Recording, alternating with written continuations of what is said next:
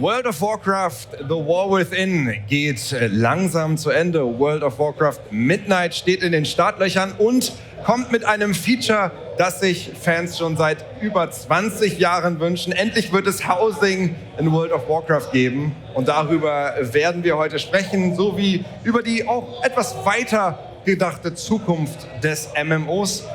Und dafür heute zu Gast sind einmal Ion Hazzikostas, hello, Game Director of World of Warcraft, yes, and Paul Kubit, Game Director of the Midnight Expansion of Guten Tag. World of Hello, Warcraft. everybody. Hi. So nice to see you again, and It's great so to be nice back. meet you. Yeah, great to be here. Außerdem mit dabei Benedikt Rothaus von Mein MMO, der schon mehr Bosse in Mythic gelegt hat als ich und deswegen qualifiziert ist, hier Fragen zu stellen. So Ian, last year you were sitting in exactly this spot and I asked you for player housing in World of Warcraft. So yeah, you're welcome for the suggestion. As soon as I heard the suggestion, it was such a good idea. I went back to the team. I was like, I know this is going to be hard. Yeah. We need to make it happen in the next year. Yeah, just for you. You did it. Here we you are. did it. Okay.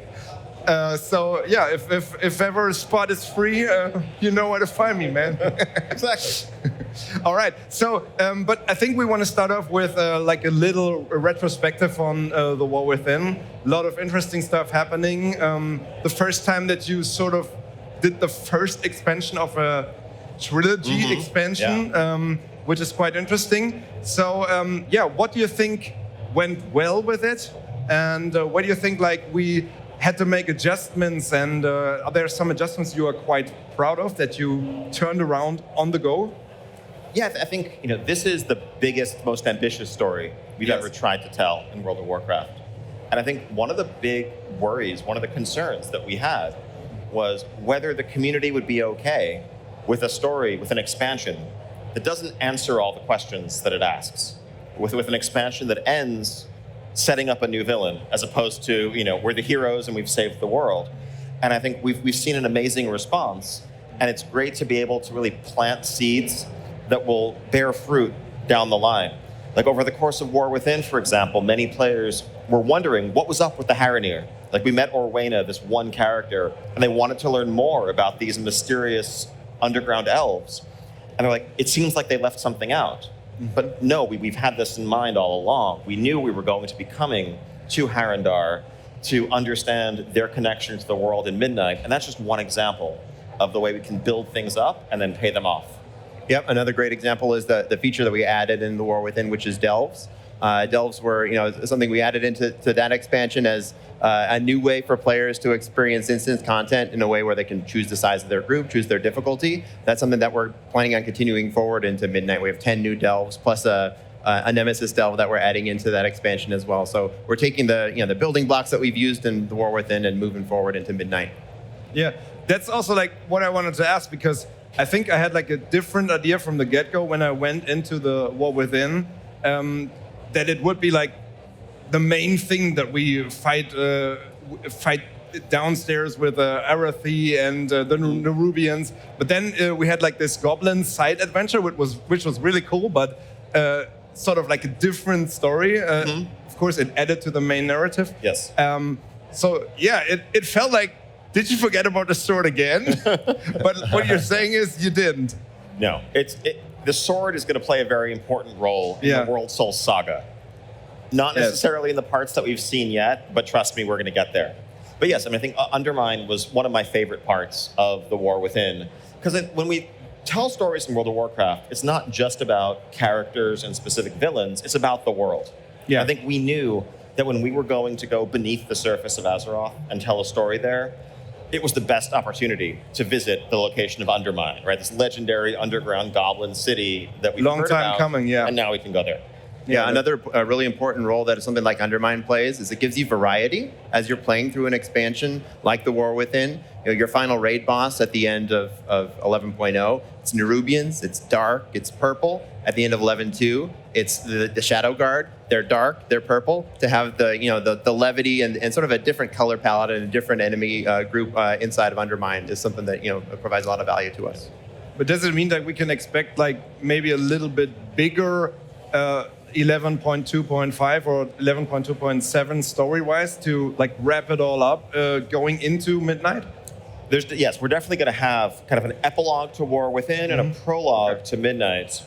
Where players are fighting Dimensius like as we speak. I think Echo is sitting 20 minutes from here trying to beat Mythic Dimensius for the first time. Yeah. But we're going to learn about the aftermath of that in ways that will set up Midnight. That's cool. Yeah, for sure. Sorry. With Midnight, we're going to have the first time an expansion which is actively building up upon the previous expansion more than any time before, instead of just hooking into like the last bit of story. How is that different in a dev perspective from what we had before? And what's better to develop or easier, like having shorter expansions which are coming faster and building up on each other, or having entirely new surroundings every time and with a longer lifetime? I wouldn't say any one approach is better than another. I think some of our greatest expansions in the past have been an encapsulated story that would lasted in the entirety of that expansion. But I would say that things like when we are building this trilogy, one of the things that we found that we need to challenge ourselves with when we go into Midnight is keeping folks current, keeping folks up to date. As folks step into Midnight and players go into Midnight, there may be players who didn't play the War Within and don't know that story. There might be some who's been a little while since they played through Isle of Dorn and Ringing Deeps and need a refresher on that story. And so one of the things that we're doing is making sure that players are caught up with a catch-up quest line, as opposed to having to play through the entire expansion, which would take dozens of hours to play through all the quests. We've built a abbreviated quest line. It takes a few short hours using the technology that we've used to build some of our lore walking stories, and through that you'll play through Ringing Deeps, through Undermine, all the way through Koresh, hit all the major cinematics, get all the big character moments, so you'll be brought current and ready to jump into Midnight.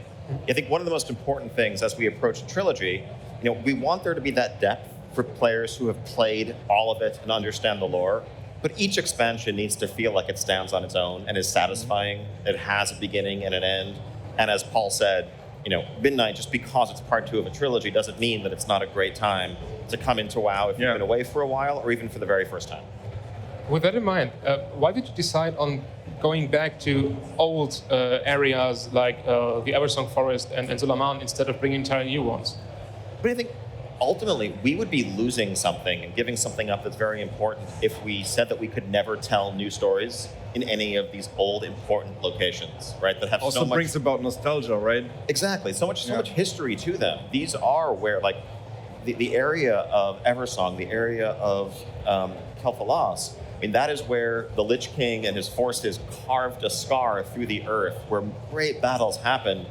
And it's great to be able to go back there, to revisit it nearly 20 years later, both tell new stories and also bring it up to modern fidelity.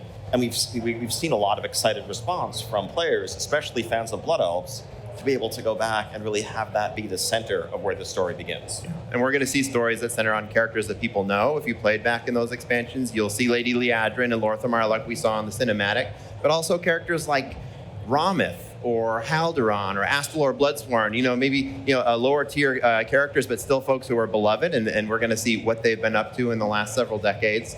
And that also goes to say that these aren't all revisited zones. As we go into Midnight, there are a couple new ones as well. We're going to go to Herondar, where we're going to see that fungal jungle where the roots of the world trees intertwine and discover details about the Heronir and what they've been up to. We're going to go to Voidstorm, the center of Xal'atath's attack on Azeroth itself, and see the cosmic forces of predation that wander around there. Lots of really exciting new places to visit, in addition to the nostalgic ones that we're revisiting. So before we dive deeper into the Midnight expansion, I want to go specifically to housing, because right now we see it already on the screen, the new housing feature. I think this is me trying out the basics, but we've also seen like what rooms we can build with it. And for me personally, I think you've gone further than I would have thought at first when I heard of it, because it's really a very free system. It's not like you go to a few spots and choose like which couch you want there. You can really just freely place items there. So there's a huge potential to go very deep into customizing these houses, and I think we're going to see a lot of cool houses from players. But these are all like instances in of itself, and these houses are placed into neighborhoods. Mm-hmm. And that's what I wonder, like, how is it going to look from the outside? Like, will I go through my guild neighborhood and then also see their houses from the outside, recognize them, how they're built? How does that translate from, because you can go like really, really big on the inside, how does it translate to the outside? You know, something that was super important to us in building housing is just giving players like bottomless expression, huge amounts of ways to express themselves. Yes. And that extends to both the inside of their house and the outside. So yes, you can make a really big interior to your house. That's not necessarily reflected in the outside. It's really whatever you want to look like. So we do offer players the ability to kind of customize the way their house looks, changing the size, changing the roof and the gables and the position of windows, as well as their garden, their yard. They can place other items around it. So players should be able to express themselves in whatever way they want, and that could include if you want to have an incredibly large house on the inside that looks small on the outside, or vice versa. We're not really constraining two customizations, the outside and the inside, which is like a different thing. Okay, yep, absolutely. And exactly that. If you're in a neighborhood with your friends, with your guildmates, you'll learn to recognize exactly whose house is whose, because they're going to look different. They're going to be people's expression of their identity. And of course, you'll also be working with them as part of the neighborhood events and activities that are coming in Midnight. One of the most important things for us was to make sure that housing, while it's focused on this creative self-expression, didn't become just a solitary system where you isolate yourself. Yeah. There's plenty of reasons to invite players into your home and to visit theirs, but also because everyone is part of a neighborhood. Even if you're not in a guild or private neighborhood, you'll be in a public one where you can work together with the other people in your neighborhood towards shared goals, like endeavors, which will unlock more upgrades for your house and more opportunities in the neighborhood itself. So for the guild neighborhoods, people are automatically, if you're in a guild, you can go to that neighborhood and use that. But what if it's a bigger guild? Like, how do you handle 50 plus people in one neighborhood then? Or will it be instanced or? Yeah, I can answer that. So first of all, your guild neighborhood is automatically a guild neighborhood. If your guild chooses to have a guild neighborhood, you could choose to not have one and instead split up into separate groups and have private neighborhoods. We wanted to just give players control on how they wanted, if they wanted their guild to live together or not. I suspect a lot of guilds are going to want to live next to their guild mates. That's something I'm most looking forward to personally as a player. If your guild is more than 50 players, then we just allow the guilds, the neighborhoods to stack. So you should always have enough space for up to the maximum size of your guild. If you have 1,000 players in your guild and they're all separate different players, the neighborhood system should be able to support that, with multiple, basically like stacked instances of the same neighborhood. Okay. But you will share your progression, you'll share an identity together. You will all still technically be neighbors. Okay, but the instances are like constant, persistent for them. So the first 50 will live together, and then the next 50 will live together in their neighborhood, but mechanics-wise, they all contribute. Yes, you can move freely between them. Okay. Yep. Oh, that's cool. Yeah, that's nice. So another thing I was wondering was, is there some way to like cooperatively build a house, or do you think maybe about also guild housing in a way that you can all together build the same big house? Is there something you maybe have in store for the future or something? That's an idea that's come up, and it's something that we are working towards. I think one of the really exciting things about housing is that this is just a beginning. This is a foundation. I think as powerful as the system is, and as much as there is to do and to express yourself, it's a foundation that we're going to continue to build on for years to come. Yes. And a lot of that is going to be a response to what we see and hear from players as they get in and start using this system. What opportunities, what tools they want to help build stronger communities, to help express themselves better, and the idea of a cooperative decoration, of being able to invite someone into your home and work together to build something, is one of those things that we want to deliver after the launch of Midnight, and we can't wait to see what players do with it all. Yeah, it's going to be cool. Another thing I was wondering, is there Alliance Horde? Like, are they locked to the housing neighborhoods? Because you had the Cliff neighborhood for the Horde and then one for the Alliance. Is it faction locked, or can you freely choose? It is faction flavored. It's not okay. faction locked. Ah, So, okay. as you know, you should be able to live in whatever type of neighborhood you prefer to live with the people you want to live with. If those are other alliance players and you are a horde player, we'll support that. There's no rules that prevent that from happening. You might see more alliance NPCs in one space and more horde NPCs in the other, but really that's mostly focused around the flavor as opposed to you can or cannot. You're not allowed to live here. Yeah, ultimately, I mean, we have cross-faction guilds at this point. Yeah. And so if you have alliance and horde players in the same guild, they need to be able to play together in a neighborhood and not having to break those bonds. But the guild would have to decide on one, or could even different instances be different flavored neighborhoods. The guild will have to decide on one. Yep, the guild gets to make that decision together. It's also important. No, to I will point make out, that decision for the guild. yes. To point out that the house is owned by the warband. Your entire warband gets to share your homes, and so if you have a warband with both alliance and horde characters in it, as most of us do, then that's true. then all those characters will be able to visit either your alliance house or your horde home. Oh, that's cool. All right, then let's talk about other stuff coming for Midnight. I think you were wondering about the update cadence and how that's gonna be coming along for the future. Just right now we're having these shorter and faster updates. Is this going to be prevailing, or are you going to go back to the old cadence of I think 4 updates per or 3 big updates per expansion? No, I think we're looking to keep the same sort of update cadence that we've had in War Within and Dragonflight before it. And ultimately, I think we've heard from our players that people like having more to do and more frequent updates. I think throughout the long history of WoW, I think some of the periods of the most community discontent were those long content droughts when there wasn't anything to do. And so I think it also lets us offer different activities, ways to tell stories, different shapes and sizes of things to do. We're not necessarily locked into a specific formula, but I don't see us going back to the much slower, less frequent updates that we had years and years ago. I'd like to stray away from the housing a little bit and talk about the Demon Hunter specialization, because that's I think one of the things that's been a big thing for a lot of players. It's the only other specialization next to the Evoker that's been mid-range. Are you planning to do more in that area? I'm especially looking toward a outlaw rework. That's an interesting idea, but I think we're excited to bring another one of those sort of hybrid approaches to damage dealing. Right? Demon Hunters are, as a base class, of course, a melee class. And so while the Devourer is primarily ranged-based, it still has some of that flavor of a highly mobile combatant that the Demon Hunter inherits. And I think as we continue to see and hear feedback, if there's interest in other specs, whether they're existing specs or perhaps even new specs that we might add to other classes down the line, that could be another interesting space to explore. What's harder to do anyway? Bring a new class, a new specialization, or you work a new class?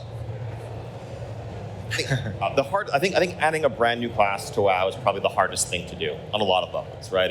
You need to create something that feels unique and flavorful in its the conception as well as their gameplay mechanics. You need to balance them. You need to fit them into a world that already has so many classes competing for spots in groups. So it's something that we may do again if there's a really compelling idea that makes sense. But really, this time around, doubling down on demon hunters, elves, and who better to harness the powers that we need to turn against our opponents than demon hunters. And whereas before it was fel energy, this time around it's going to be void. Yeah, demon hunters have been waiting for a third specialization for some time now, and so this is a really great opportunity for us to discover what would happen if these characters who are so good at harnessing chaotic energies were instead to turn towards the void as opposed to the fel. It really matched our story, and we were able to sort of give players a chance to see what this looks like in 11.2 with the Demon Hunter Council fight that exists in Metaforge Omega. A lot of folks guessed that maybe that meant that you're going to get Void Elf Demon Hunters. They guessed that maybe this meant that there was a third spec coming. Turns out it was, intentional. It was both, to be a little bit of a teaser, but also to give you a basis for comparison so that when you do get to play Devourer, you can look at that fight and say some of those really cool abilities that this boss that my guild defeated was using, now I get to use those on my enemies. Just on a side note there, do you also bring a third hero talent tree then? because it's kind of needed. Yeah, there's a new hero talent tree coming. We're going to talk about this a little bit in our panel coming up later this Saturday, but it's called Annihilator. It's all about dropping meteors on your enemies. It's really cool. It's shared with Vengeance, and so you will, as a Vengeance demon hunter, be dropping fell meteors on your enemies. As a Devourer, you'll be dropping void meteors on your enemies. Really cool. So thinking about that, wouldn't it be also cool to maybe include some void mechanics into the game, specifically to raids for the classes that actually use the void as a thing? Like maybe there's something only affecting the void classes or something. Wouldn't that be like an interesting thing to bring into the game? It's an interesting idea for sure. Anytime we can have something that's thematic and that lets people feel special, and to be able to use the unique tools that their class or their specialization have to help their group in a situation, it's always fun. So we're sitting here next year and you'll be like, thanks for the idea last year. It worked awesome. I'm a Shadow Priest main myself. I'm totally bought in. I think this might be your idea for this year that we make. There's a good chance anyways. Yeah, that's cool. I was also wondering about, because it's special that you're bringing 3 raids right from the start. I imagine those will be story related, so that's why there's 1 person there and 2 there and 6 there. How is it going to play out on a weekly schedule, though? Are you expecting guilds to then just like do this raid and then they're moving to this raid and then do this raid in 1 week, or what's going to be like the thing that most guilds are going to play it? Or are going to be like, okay, well, this week we're doing this, and then next week we're doing this? Yeah, let me share some of like the thought process that went into like why we split up the raids this way, and then I can share some details. Although we're still pretty early on, and give you a rough idea of what that schedule will look like. So we've heard feedback from players that having 8 boss raids consistently is it's a good size for loot distribution, etc., and building up towards a final boss. But it can also get a little repetitive, a little monotonous, and so we wanted that opportunity to have something a little different. And we did that. We split it up into 3, as you mentioned: a raid with 6 bosses, a raid with 1, and then a raid with 2. And then we also saw that based on the way that the story progresses in this expansion, that there was actually a really good opportunity for us to tell some story that happens in the Void Spire up to that 6th boss, and then to have some more story that occurs in quests outside of raids for a little bit before we turn the story back into the final raid, the March on Caldenas. Because we have story mode raids now, and players who are do not have a raid group consistently to play with can still get that story inside of raids. We're able to start doing something like that. So what you'll see is at the beginning of the season, you'll have that 6 boss raid of the Void Spire, also the 1 boss raid in the Dream Rift, and then maybe 2 or 3 weeks later is when March on Caldenas comes out, after you've had that intervening story in between, and folks will be able to jump into that final chapter of the original bits of Midnight. Yeah, and then, once all the raids are unlocked, guilds, I think we'll probably do all 3 of them in a given week. What order you tackle them in will depend on your personal preference. So in terms of loot, they will sort of be similar. So they're all going to be part of the same overall loot tier. But it's just more options in terms of how you want to approach it, what setting you have in mind, or again, if you want to focus your progression on, let's say, the March of Caldenas, you can go straight there and not have to worry about re-clearing a different raid. Yeah, it should give folks a lot of flexibility too. Like there's a lot of value in just having a single boss raid that you can hop into and knock out and then be done for the evening if you're planning a shorter evening or something like that, or have a really meaty raid night and take out all 9. Yeah, this is something, that WoW used to do a lot more, right? If people think back to the early days of Burning Crusade, where you had like Gruul's Lair and Magtheridon and then Serpent Shrine, it was small raids, 1, 2, 4 bosses, and you could kind of figure out the order you wanted to approach them in. You'd like to get back to some sense of that level of variety in a way that fits the modern game. I have one more lore question that's been bugging us since the cinematic. Who's that army that Liadrin brings? like they're going to tell us now.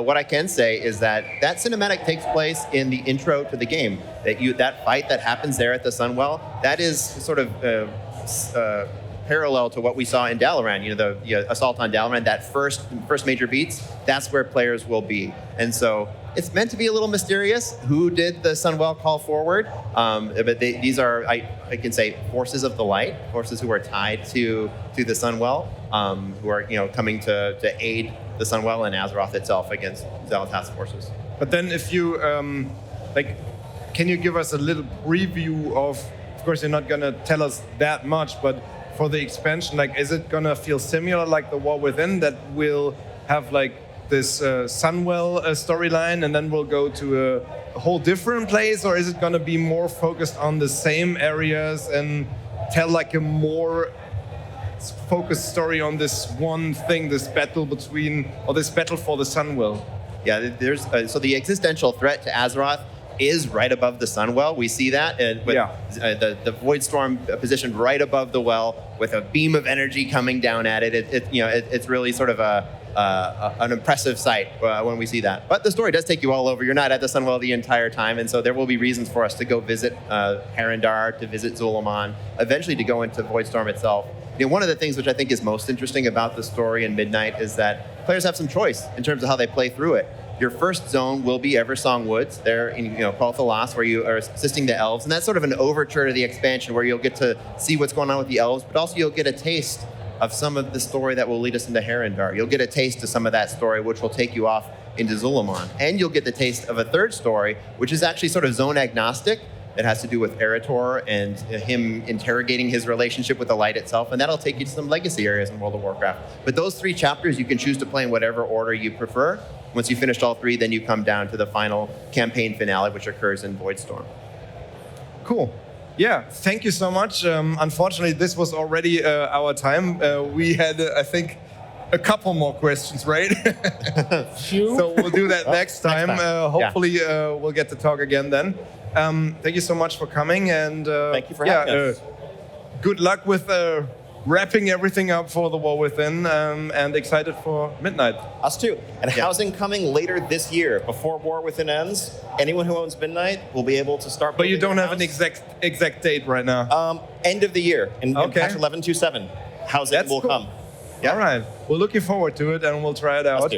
Danke dir auch, Benedikt. Wir sehen uns nachher nochmal wieder.